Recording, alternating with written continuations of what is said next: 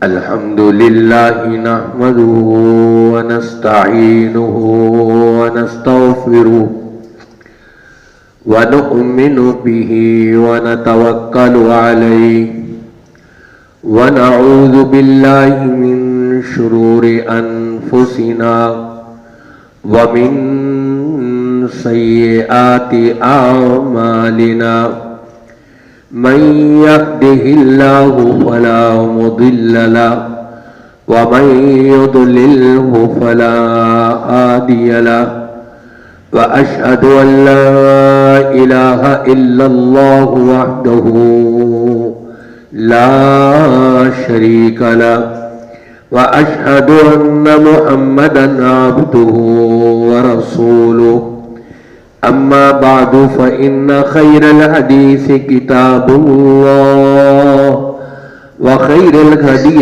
هدي محمد صلى الله عليه وسلم وشر الأمور محدثاتها وكل محدثة بدعة وكل بدعة ضلالة وكل ضلالة في النار. أعوذ بالله السميع العليم وبوجهه الكريم وسلطانه القديم من الشيطان الرجيم. من كان يريد العاجلة عجلنا له فيها ما نشاء عجلنا له فيها ما نشاء لمن نريد ثم جعلنا له جهنم يصلاها مذموما مدحورا. ومن أراد الآخرة وسعى لها سعيها وهو مؤمن فأولئك كان سعيهم مشكورا. كلا نمد هؤلاء وهؤلاء من عطاء ربك وما كان عطاء ربك محظورا. تمام تعریفیں ہر قسم کی پاکی بڑائی اور بزرگی رب کائنات وحدہ لا شریک لہ کے لیے لائق اور زیبا ہے. وہ رب العالمین کے جس کی ذات اقدس ہمیشہ کے لیے اور ہمیشہ سے قائم ہے، بجز اس رب العالمین کے جس کو بھی اس کائنات میں وجود عطا کیا گیا اس کے لیے زوال ہے، اختتام ہے، فنا ہے. ایک نہ ایک دن اپنی زندگی پوری کر کے اس دنیا سے رخصت ہو جانا ہے. بقا اور ہمیشگی ہے تو صرف رب کائنات ذوالجلال والاکرام کے لیے. درود و سلام آقا دو جہاں تاجدار مدینہ آمنہ کے لال محمد الرسول اللہ صلی اللہ علیہ وآلہ وسلم کی ذات اقدس کے لیے رب کائنات کی ساری مخلوقات کی تعداد سے زیادہ صلی اللہ تعالی علیہ وعلی آلہ واصحابہ وسلم تسلیما کثیرا کثیرا. خطبہ مسنونہ کے بعد میں نے آپ کے سامنے قرآن کریم 15واں سپارہ سورہ بنی اسرائیل کی آیت نمبر 18، 19 اور 20 تلاوت کی ہے. جس ضمن میں آج کے جمعے کے خطبے کا موضوع سخن ہے ظاہری اور باطنی صفائی۔ رب تبارک و تعالیٰ سے دعا ہے کہ اللہ تعالیٰ مجھے صحیح طور پر قرآن و سنت کی روشنی میں بیان کرنے اور ہم سب کو سن سنا کر اس کے مطابق عمل کرنے کی توفیق عطا فرمائے، ورنہ سن سن کر جو سنی ہوئے ہوتے ہیں وہ ٹنی رہتے ہیں، ان کے اندر قیامت تک کوئی تبدیلی نہیں آتی۔ اور میں اشاروں میں ان لوگوں کے لیے کہ جو آخر میں آنے والے ہوتے ہیں آخر میں ہی گفتگو کروں گا انشاءاللہ تعالی۔ ظاہری اور باطنی صفائی دونوں ضروری ہیں، ظاہری بھی اور باطنی بھی، لیکن ظاہری صفائی کا کیا حکم ہے اور کس حد تک حکم ہے، اور باطنی صفائی کا کیا حکم اور کس حد تک ہے، اور ہمارا عمل ان دونوں کی مناسبت سے کس پر فوکس ہم نے کیا ہوا ہے، اس کا جائزہ لینے کی انشاءاللہ تعالی کوشش کروں گا۔ ظاہری صفائی، انسان اپنے چہرے کو صاف رکھتا ہے، انسان اپنے کپڑے صاف ستھرے رکھتا ہے، اپنی جوتی صاف رکھتا ہے، اپنے بالوں کی صفائی کرتا ہے، اپنے پورے جسم کی ظاہری صفائی کر لیتا ہے۔ اور جس کے بارے میں رب تبارک و تعالی نے اپنے کلام پاک میں ارشاد فرمایا، المال والبنون زینۃ الحیات الدنیا، ایک طرح کی یہ ظاہری صفائی میں یہ اس وقت ہوتی ہے جب انسان کے پاس کچھ مال ہو تو وہ اسی حساب سے چلتا ہے اپنی ظاہری صفائی۔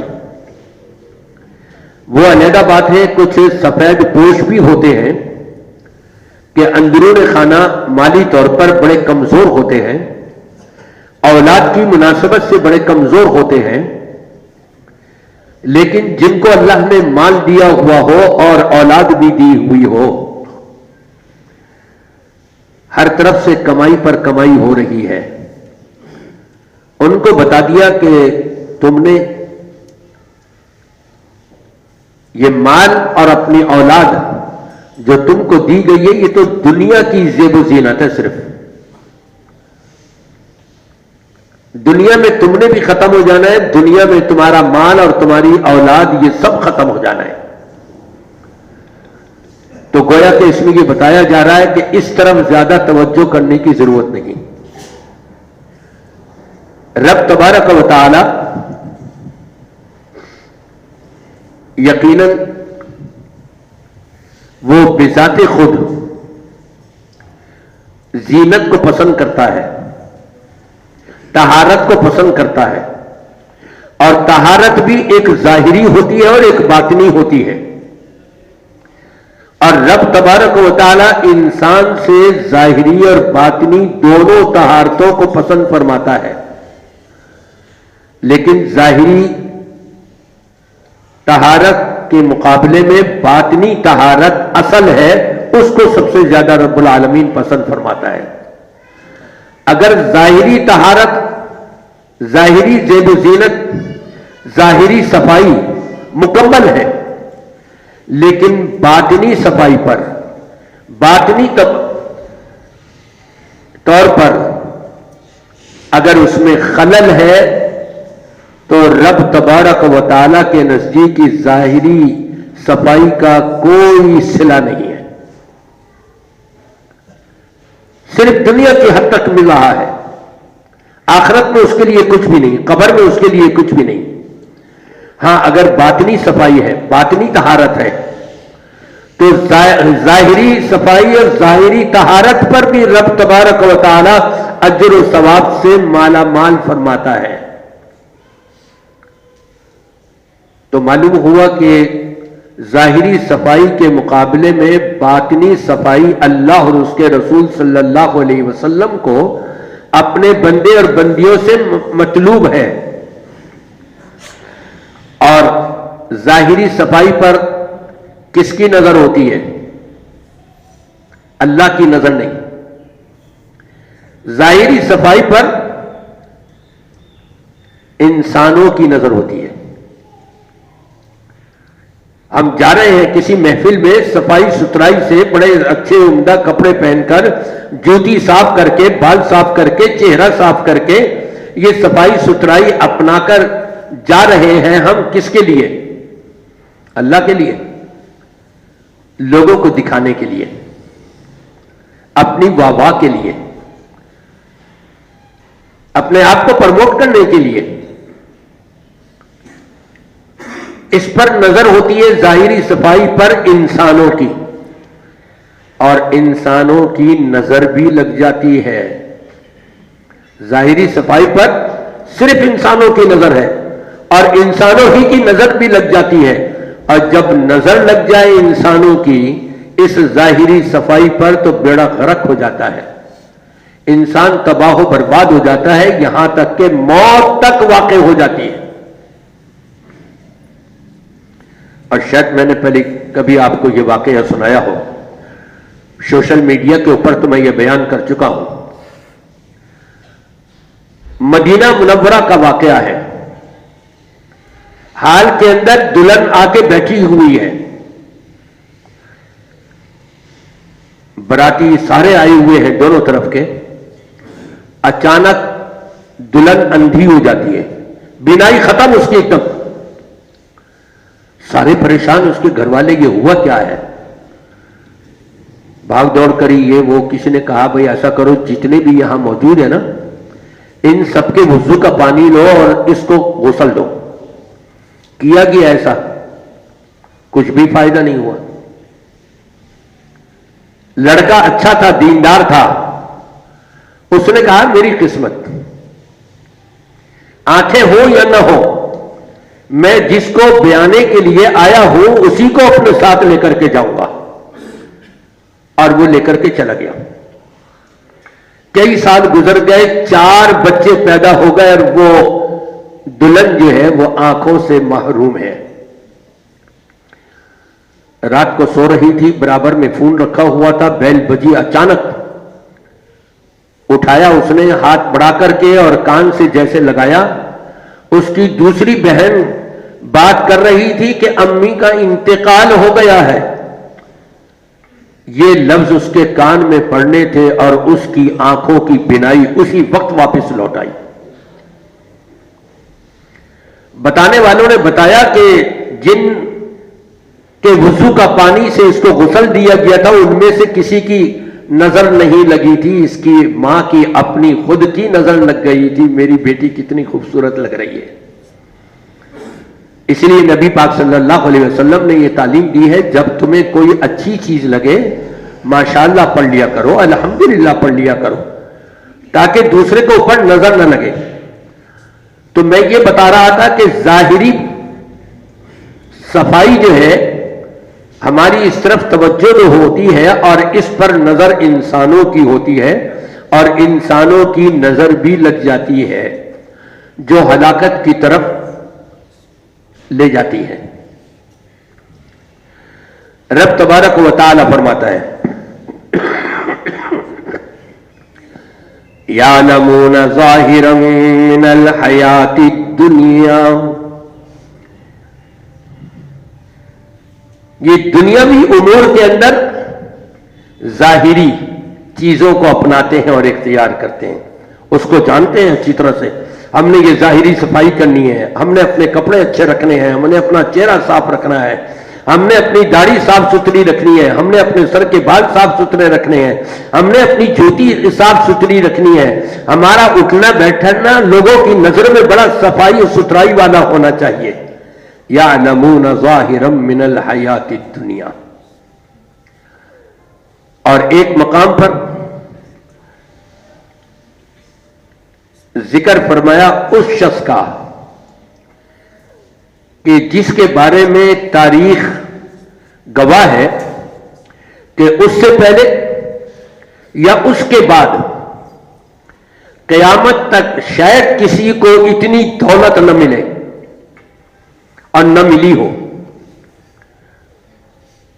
اتنی دولت کہ اس کے خزانے جن اسٹوروں میں رکھے ہوئے ہیں اتنی زیادہ تعداد میں اسٹور ہیں کہ ان میں لگائے جانے والے تالوں کی چابیاں 1 2 4 8 10 افراد کے بس کی بات نہیں کہ وہ اس کو اٹھا سکیں. ایک بڑی جماعت مل کر کے بڑی مضبوط چادر میں رکھ کر کے اس کو اٹھایا. جب چابیاں اتنی ہو تو اندازہ لگائیے خزانہ کتنا ہوگا.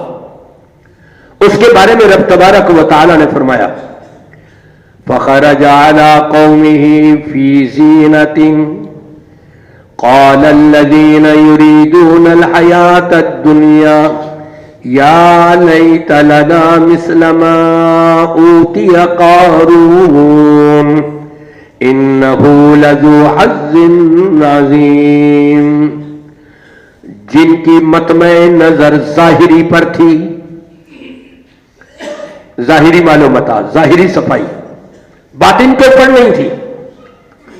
ظاہر کے اوپر جن کا مطمع نظر تھا وہ اس کو دیکھ کر کے کہنے لگے میاں کیا ٹھاٹ باٹ ہے، کس انداز سے یہ صاحب نکلے ہیں کہ ان کے جبے کے سونے کی تاروں سے تطریز کیا ہوا ہے. اس کے سر کے بالوں کے ساتھ ہر بال کے ساتھ سونے کی لڑی لٹکی ہوئی ہے، تاریں لٹکی ہوئی ہے. کیا دولت دی ہے، کیا نصیبے والا ہے. ظاہری کاش ہم کو بھی یہ مل جاتا. رب تبارک و تعالی نے ان کا ذکر کیا جن کے ظاہری صفائی ہوتی ہے، ظاہری چیزوں کے اوپر نظر ہوتی ہے، ان کا مطمع نظر ہی صرف ظاہر ہوا کرتا ہے. فرمایا ان کا حشر تو پھر یہ ہوا کہ جس کو ظاہری ٹھاٹ باٹ ملی تھی اور اس کے اوپر اس کی نظر تھی اور وہ یہ کہہ بیٹھا کہ انما اوتیتہ علی علم عندی. ارے میاں میرے علم کا کمال ہے، یہ میرا ہنر ہے، میری سوچ ہے، میری فکر ہے، جس کی بدولت میں نے یہ سارا کچھ کمایا ہے.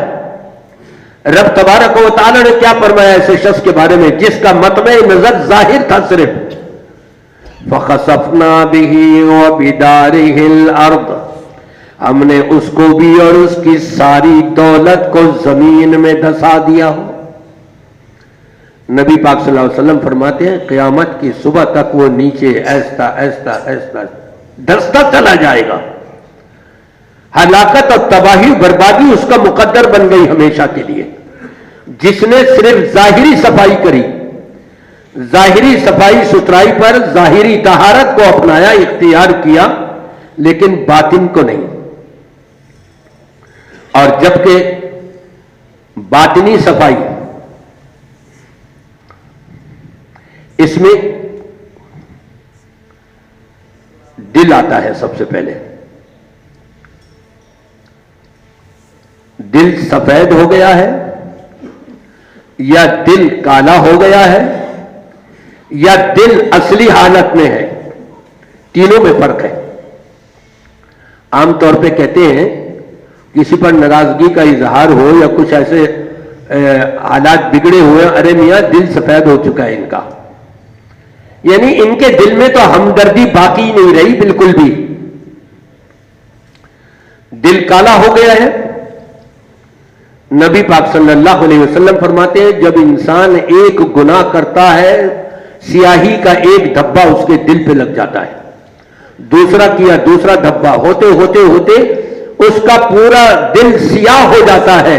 اور پھر کیفیت کیا ہوتی ہے؟ یصبح الرجل مؤمنا ویمسی کافرا ویمسی مؤمنا ویصبح کافرا. اگر اس نے صبح ایمان کی حالت میں گزاری تھی تو شام ہوتے تک کافر ہو جاتا ہے، اور اگر شام ایمان کی حالت میں گزاری تھی تو صبح ہوتے تک کافر ہو جاتا ہے. وجہ کیا ہے؟ یبیع دینہ بعرض من الدنیا، دنیاوی مال و متاع جو ظاہر ہے،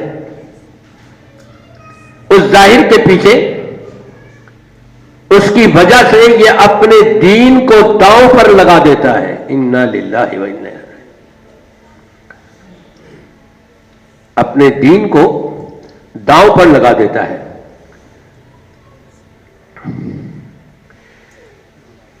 اسی لیے رب تبارک و تعالی نے اپنے نبی کے ذریعے سے کہلوا دیا، ان اللہ لا ينظر الى صورکم، اور ایک روایت میں غالباً الى اجسادکم او کما قال صلی اللہ علیہ وسلم.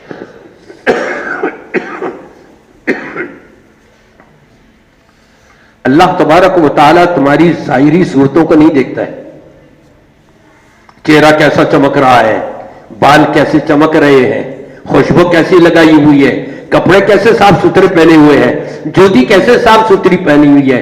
اللہ تبارک و تعالیٰ ان اللہ لا ينظر الى، اللہ تبارک و تعالیٰ تمہارے صورکم، تمہارے چہروں کو نہیں دیکھتا، یعنی تمہارے ظاہر. پورے ظاہر کے اندر اصل چیز چہرہ ہوا کرتا ہے، اس لیے چہرے کا یہاں نام لے دیا. وَلَكِنْ يَنْظُرُ إِلَىٰ قُلُوبِكُمْ، اللہ تمہارے دلوں کو دیکھتا ہے. دل میں کیا ہے؟ ظاہر تمہارا کچھ اور ہے، باطن کچھ اور ہے. ظاہری صفائی کرتے چلے جا رہے ہو اور باطنی خرابی کرتے چلے جا رہے ہو، باطنی صفائی نہیں ہو پا رہی ہے، اور اس کا تعلق دل سے ہوتا ہے. اللہ تبارک و تعالیٰ تمہارے دلوں کو دیکھتا ہے. لیکن افسوس، صد افسوس، اصل باطنی صفائی مقصود تھی، ہم نے اس کو چھوڑ کر اصل ظاہری صفائی جو ہے اس کے پیچھے پڑ گئے. ظاہری صفائی، اس کے اندر یہ ساری دنیا کا مال و متاع، دنیا کی ساری چاہتیں، یہ سب کچھ اس کے اندر آ جاتا ہے. اور رب تبارک و تعالی اپنے کلام پاک میں ارشاد فرماتا ہے، جو خطبہ مسنونہ کے بعد میں نے آپ کے سامنے آیت تلاوت کی تھی، من کان یرید العاجلۃ عجلنا له فیہا ما نشاء لمن نرید ثم جعلنا له جہنم. جو دنیا کی چاہتوں کو لے کر کے چل رہا ہے، ظاہری چیزوں کو، ظاہر کے اوپر وہ زندگی بسر کر رہا ہے، ظاہری صفائی ہے، ظاہری سارا کچھ ہے، اسی کے پیچھے دوڑ لگائی ہوئی ہے. تو رب تبارک و تعالی فرماتا ہے، ہم جس کے لیے چاہتے ہیں اس کو اس میں آزادی دے دیتے ہیں. یہ اس آیت کا مفہوم آپ کو بیان کر رہا ہوں. لیکن رزلٹ اور نتیجہ کیا ہوگا، اینڈ کیا ہوگا اس کا؟ اس کا اینڈ ہوگا ثم جعلنا له جہنم، ہم نے اس کے لیے جہنم رکھی ہوئی ہے. یہ ظاہر کے اوپر دوڑ لگایا ہوا تھا، باطن اس کا صاف نہیں ہو پا رہا تھا. اور ظاہری جو صفائی کی ہے وہ تو لوگوں کے لیے ہے، وہ اللہ کے لیے نہیں ہے. باطنی صفائی اللہ اور اس کے رسول صلی اللہ علیہ وسلم کے لیے ہوا کرتی ہے. اس طرف اس نے توجہ نہیں کری. ثم جعلنا له جہنم یصلاها مذموما مدحورا، ہم اس کو، اس کا اینڈ یہ ہوگا کہ جہنم رسید کر دیں گے، وہیں پر جھلستا بلستا رہے گا، ذلت اور رسوائی کی زندگی وہاں گزارے گا. یہاں بڑی عزت کی زندگی گزار رہا تھا، بڑی باتیں کرتا تھا، سارا کچھ ظاہر ہے.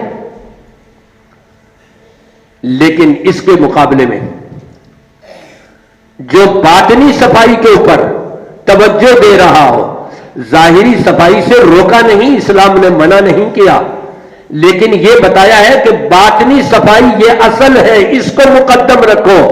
اور باطنی صفائی ہی نے تو ہم کو ظاہری صفائی دی ہے، وہ سیکنڈ نمبر پہ ہے، ہم اس کو پہلے نمبر پہ لے آئے۔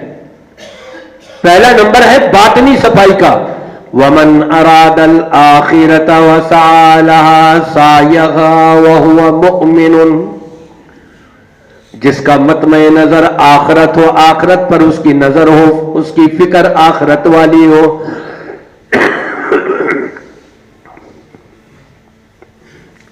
اور اسی کے لیے وہ کوشش بھی کر رہا ہو، یہ ہے باطنی صفائی جو رب تبارک و تعالی نے بیان کری ہے۔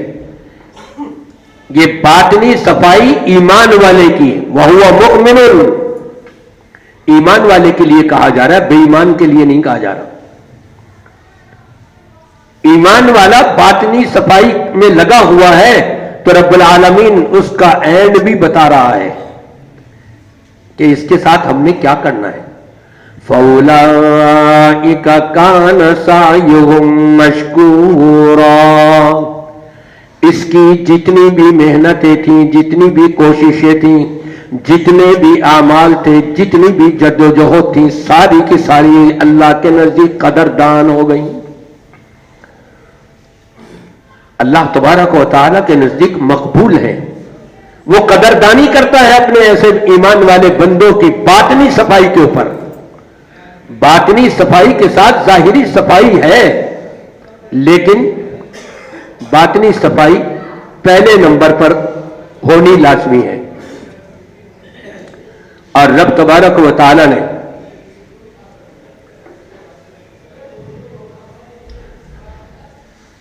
ان آیات کے اندر یہ دونوں کا فرق بیان کر دیا۔ ظاہری صفائی مقدم رکھنے والا اور آخرت کی باطنی صفائی کو بھول جانے والا، اس کا انجام جہنم۔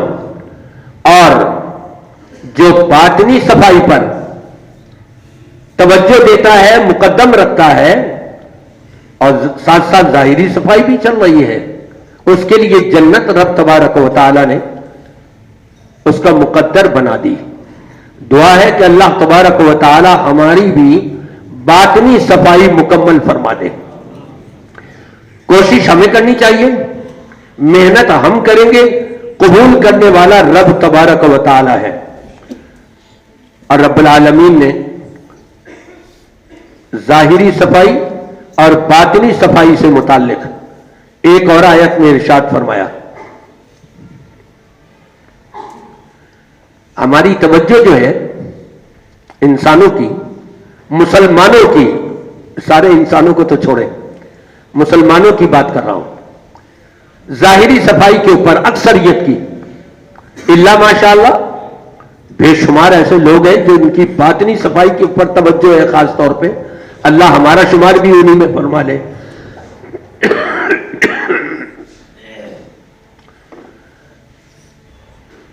رب العالمین فرماتا ہے یوم لا ينفع مال ولا بنون الا من اتى الله بقلب سلیم۔ یہ تمہاری ظاہری صفائی سے متعلق تمہیں ملی ہوئی دولت، تمہیں ملے ہوئے بیٹے، یہ اولاد، یہ کوئی بھی تمہیں فائدہ نہیں پہنچائے گا۔ یہ صرف دنیا کی حد تک تھے، بلکہ وہاں پر تو یہ ہے یوم یفر المرء من اخیہ، وہ دن قیامت کا جب آ جائے گا تو بھائی بھائی سے چھپتا پھرے گا، شوہر بیوی سے چھپے گی، بیوی شوہر سے چھپے گی، بیٹا ماں باپ سے چھپے گا، ماں باپ بیٹے سے چھپیں گے کہ کہیں دنیا کا حوالہ دے کر کے کہ ہم تو اتنے خدمت گزار تھے آپ کے، کچھ نیکیوں کی ضرورت ہے ہمیں دے دو، میں آپ کا بیٹا ہی تو ہوں، میں تو کتنی خدمت کیا کرتا تھا۔ سب چھپ رہے ہیں ایک دوسرے سے، کوئی کسی کے کام ہی نہیں آئے گا وہاں پر۔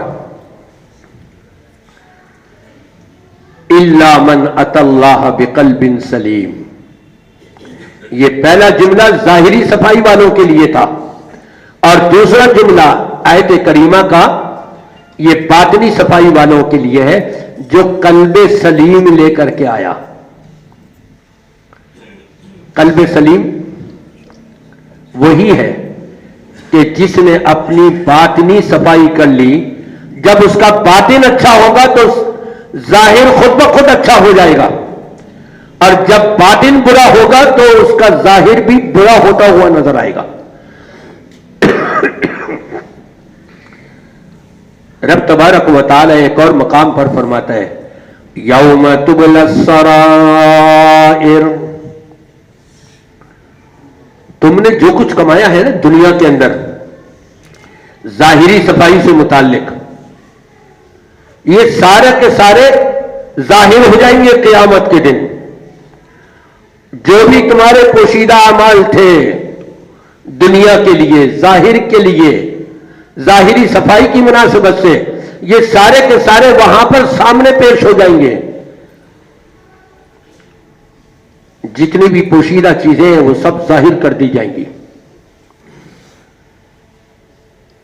وَحُصِّلَ مَا فِي الصُّدُورِ, اور جو تم نے سینوں کے اندر چھپایا ہوا تھا, بغض ہے, عداوت ہے, حسد ہے, کینہ ہے, نفرتیں ہیں, ایک دوسرے کی عزتوں سے کھیلنا ہے, جو بھی کچھ تم نے اپنے سینے میں چھپایا ہوا تھا وہ سارا کا سارا آج کھل کے سامنے آ جائے گا.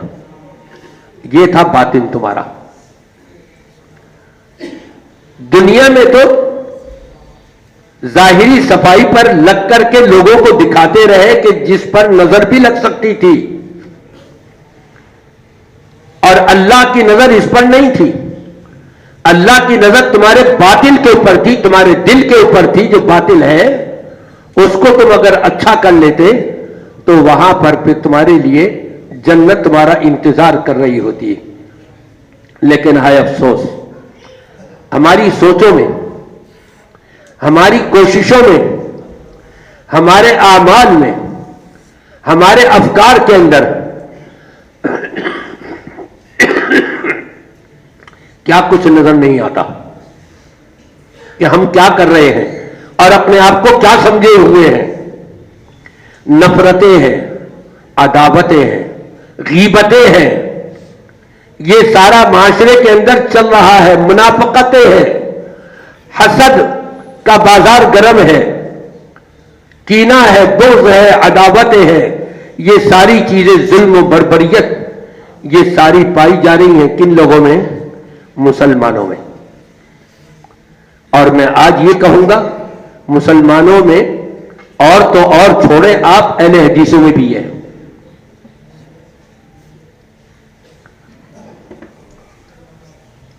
کون سا خاندان ایسا ہے کہ جس خاندان میں آستین کے سانپ نہ پل رہے ہو؟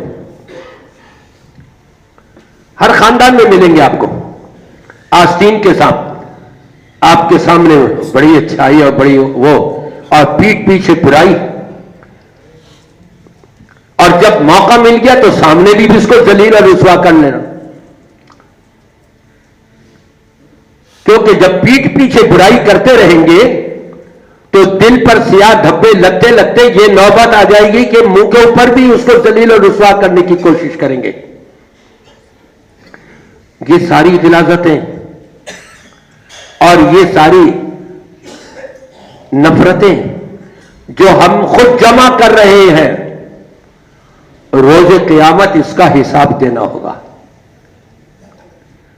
ہم ثم ان علینا حسابہم سن کر امام سے یہ تو کہہ لیتے ہیں اللہم حاسبنی حسابا یسیرا, یا اللہ میرا حساب آسان لیجیو. لیکن حساب آسان لینے والے اعمال بھی تو کریں نا. اپنے ظاہر کے ساتھ ساتھ باطن کو بھی تو, اس کی بھی تو صفائی کرے نا. باطن کو کیوں خراب کیا ہوا ہے؟ نبی پاک صلی اللہ علیہ وسلم فرماتے من نوقش عذب, جس شخص سے قریب کر لیا گیا تم نے یہ کام کیوں کیا اور یہ کیوں نہیں کیا, ایسا کیوں نہیں کیا, عذاب میں گرفتار کر دیا گیا. وَكُلُّهُمْ آتِيهِ يَوْمَ الْقِيَامَةِ فَرْدًا, ان میں سے ہر ایک نے اکیلے اکیلے آنا ہے اللہ کی عدالت میں. लैसा बैनहु व बैनहु तर्जुमान, कोई वकालत करने वाला, तर्जुमानी करने वाला नहीं होगा। वहां बातिन की जो सफाई नहीं हुई होती, नहीं की थी दुनिया में, तो आखिरत में जवाबदेही हो जाएगी। आज और तो और उलमा को भी लोग नहीं छोड़ते, उलमा के ऊपर इल्जाम लगाते हैं, इल्जाम तराशियां करते हैं। एक साहब मुझसे कहने लगे, क्योंकि कई सालों से मैं सोशल मीडिया के ऊपर अल्हम्दुलिल्लाह बयान दे रहा हूं और 1000 से ज्यादा बयान मेरे आ चुके हैं यूट्यूब पर भी और फेसबुक के ऊपर भी।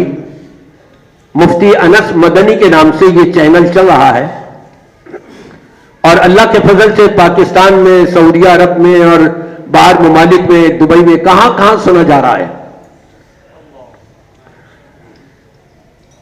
मुझसे कहने लगे कि आपके इस प्रोग्राम से जमात को क्या बेनिफिट मिल रहा है।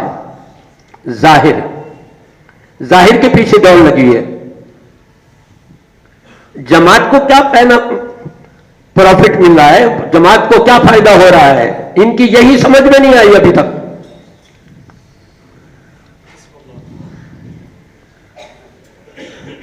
यहां आपके यहां मुख्तलिफ खुतबा आकर के खुतबा देते हैं, क्या वो अपना वक्त निकाल के नहीं आ रहे? क्या वो आपको सुनाने के लिए कुरान पाक की आयतें, हदीसें और ये सारा मजमून इकट्ठा करके ला करके आपको यहां मिंबर मेहराब पर नहीं सुना रहे? आप यूं कह जी जमात को क्या बेनिफिट मिल रहा है, यानी इसका मतलब यह है कि अगर पैसे मिले आपको तो ठीक है, अगर पैसे न मिले तो फिर ये सारा दीनी प्रोग्राम सारे के सारे बर्बाद है आपकी नजर में। ऐसे भी लोग हैं। जबकि मैं जो सोशल मीडिया पे, यूट्यूब पे काम कर रहा हूं, उसके ऊपर एडवर्टाइज मैंने बंद कराए हुए, और जब एडवर्टाइज बंद करा दिए जाए तो बयान करने वाले को भी कुछ भी नहीं मिलता, और एडवर्टाइज अगर आते रहे तो उस हिसाब से डॉलर मिलते हैं, और एडवर्टाइज के अंदर तो बेहयाई वाले भी आते हैं, और वो सारा कुछ बयान करने वाला भी गोया कि उसका सबब बन जाता है। इसलिए मैंने बंद कराया हुआ है। भाई मैं पैसा नहीं ले रहा तो इस बयान के ऊपर मैं जमात को क्या पैसे दूंगा? सोचने वाली बात तो है, अकल वाली बात तो करो कि जी आपके सोशल मीडिया के ऊपर ये दावत और तबलीग का काम करना, ये बेनिफिट क्या मिल रहा है जमात को, लिहाजा इनको खिसकाओ। इन्ना लिल्लाहि व इन्ना, कैसी सोच गलत हो गई है। जाहिर भी खराब, अब बातिन भी खराब, बर्बादी की तरफ गामजन हुए गए हैं और उलमा को निशाना बनाते हैं। शर्मो हया नहीं आती। मैं तो लोगों को तरजीब दिलाता हूं कि माशाल्लाह शेख अब्दुल्ला नासिर साहब के भी बयानात आते हैं, मीर मोहम्मदी साहब के भी बयानात आते हैं, और भी दीगर उलमाए किराम के, वो आप सुना करें।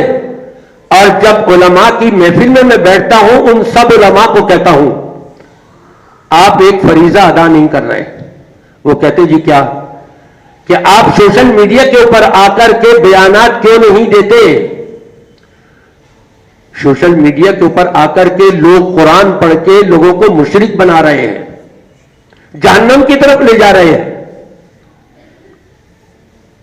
जिन्होंने कुरान और सुन्नत के खिलाफ फतवे दिए, मैंने उनकी बात सुनवाकर कुरान और सुन्नत से उसका रद्द किया। उसमें हमें तो आखिरत का बेनिफिट चाहिए, हमें जमात के नाम पर बेनिफिट नहीं चाहिए। जिनके ये जहन है कि जो भी काम करो जमात के बेनिफिट अगर मिल रहा है तो ठीक है, वरना जी ये खत्म करो, वो अपने जहन को तब्दील करे, जाहिर पर न जाए, बातिन को पर जाए। हमें अल्लाह से लेना है जो लेना है।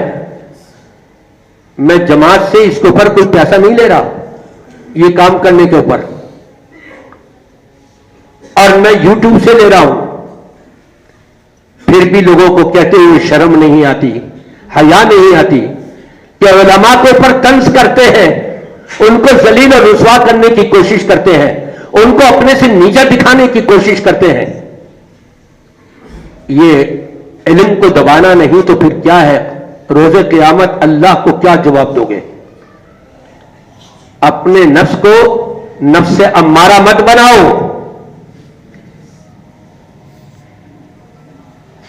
جس کے بارے میں فرمایا فی قلوبہم مرض، ان کے دلوں میں بیماری ہے. فزادہم اللہ مرضا، اللہ نے ان کی بیماری کو اور زیادہ کر دیا، کیونکہ منافقت کی چال چل رہے ہیں یہ. اور پھر یہ بھی فرمایا ان جاءکم فاسق بنبأ فتبینوا، اگر تمہارے پاس کسی کے بارے میں کوئی خبر لے کر کے آ جائے تو اس کی تحقیق کر لو، ریسرچ کر لو، چھان بین کر لو، پھر اپنی زبان سے آگے نکالنا.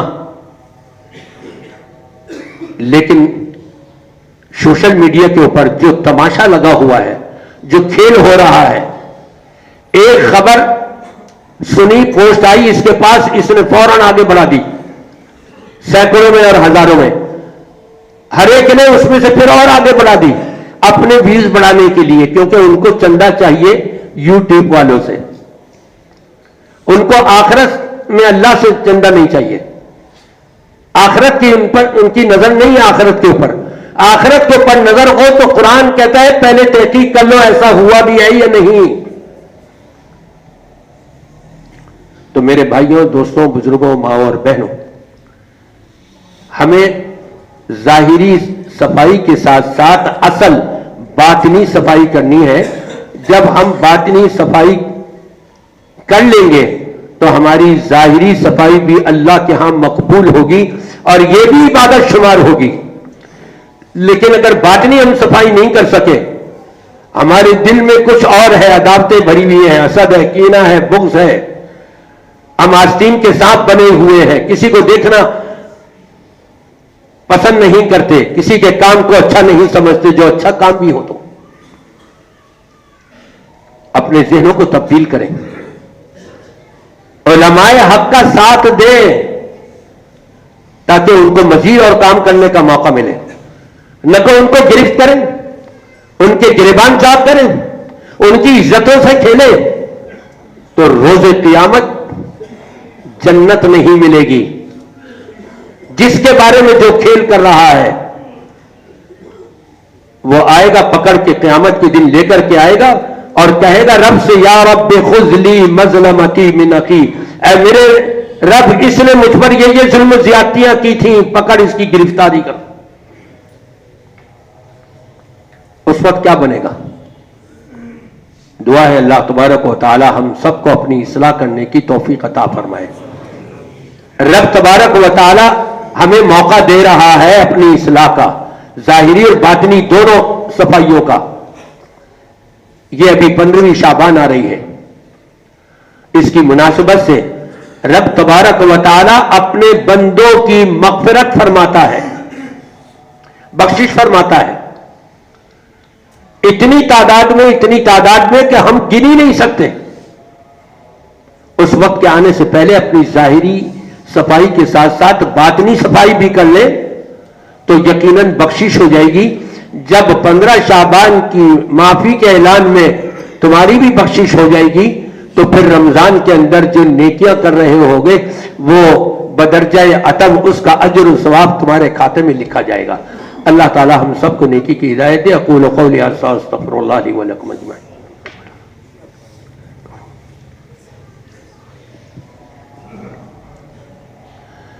الحمد للہ الذی ہدانا لہذا وما كنا لنهتدی لولا ان ہدانا اللہ.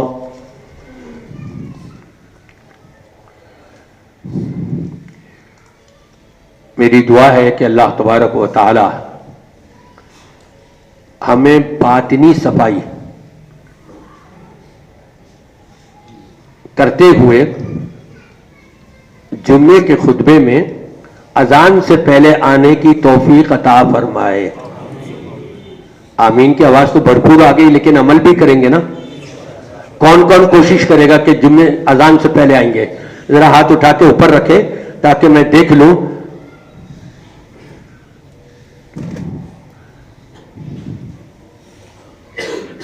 چند ایک لوگ مجھے نظر آئے ہیں، 2-4 جو ڈھیڈ بنے بیٹھے ہیں، ہاتھ نہیں اٹھائے. اور وہ آتی دیر سے ہیں اذان کے بعد. دعا کیجیے ان کے لیے اللہ ان کو بھی اچھی سمجھ عطا فرما دے.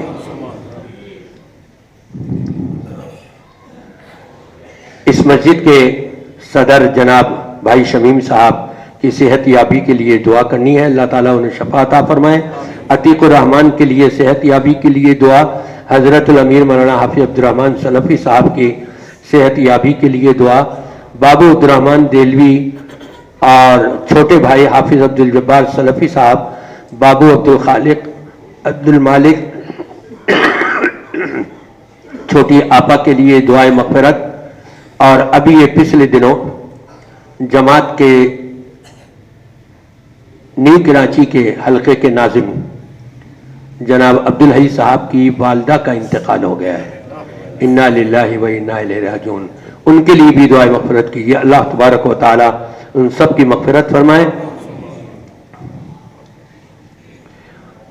ہمارے جامع کے شیخ الحدیث مولانا محمود احمد حسن صاحب, شمع بیگم, حافظ فرحان سعد, کل ہی ان کا بیچاروں کا ایکسیڈنٹ ہو گیا ہے, ٹانگ کی ہڈی ٹوٹ گئی ہے. دعا کیجیے اللہ تعالیٰ انہیں بھی شفائے کاملہ وعاجلہ عطا فرما دے. حافظ حسان, والدہ حافظ یوسف, ملیر والی آپی محمد مستقیم, عطیہ باجی, نہا باجی, اسما باجی, اسما کی پھپھی خالدہ, صادقہ, ساجدہ, حامدہ باجی, خالہ زلیخا, والدہ فیصل ام ہانی اور حضرت الامیر مولانا حافظ عبدالرحمان سلفی صاحب, ان سب کے لیے. اور میرے پاس فون بھی آئے تھے آج بھی اور کل بھی, میں نے ان کے نام تو لکھ لیے تھے لیکن ابھی ذہن میں نہیں آ رہا ہے. اللہ تبارک و تعالی جانتا ہے. آصف بھائی کے لیے بھی دعا کیجیے گا. جو بھی بیمار ہیں اللہ تعالیٰ سب کو شفائے کاملہ وعاجلہ عطا فرمائے, اور جو اس دنیا سے جا چکے ہیں اللہ تبارک و تعالی سب کی مغفرت فرما دے. ان اللہ و ملائکتہ یصلون علی النبی یا ایھا الذین آمنوا صلوا علیہ وسلموا تسلیما. اللہم صل علی محمد وعلی آل محمد کما صلیت علی ابراہیم وعلی آل ابراہیم انک حمید مجید. یا رب لک الحمد کما ینبغی لجلال وجہک وعظیم سلطانک. نسألک برحمتک التی وسعت کل شیء ان تغفر لنا ذنوبنا خطایانا. یا حلیم یا کریم اشفنا واشف مرضانا ومرضى المسلمین. اذهب الباس رب الناس واشف انت الشافی لا شفاء الا شفاؤک شفاء لا یغادر سقما. محمد اسلم اور ان کے اہل خانہ کی صحت یابی کے لیے بھی اللهم اشف مرضانا ومرضى المسلمين. ربنا اغفر لنا ولإخواننا الذين سبقونا بالإيمان ولا تجعل في قلوبنا غلا للذين آمنوا ربنا إنك رؤوف رحيم. ربنا تقبل منا إنك أنت السميع العليم وتب علينا إنك أنت التواب الرحيم. وصلى الله تعالى على خير خلقه نبينا محمد وعلى آله وأصحابه أجمعين برحمتك يا أرحم الراحمين.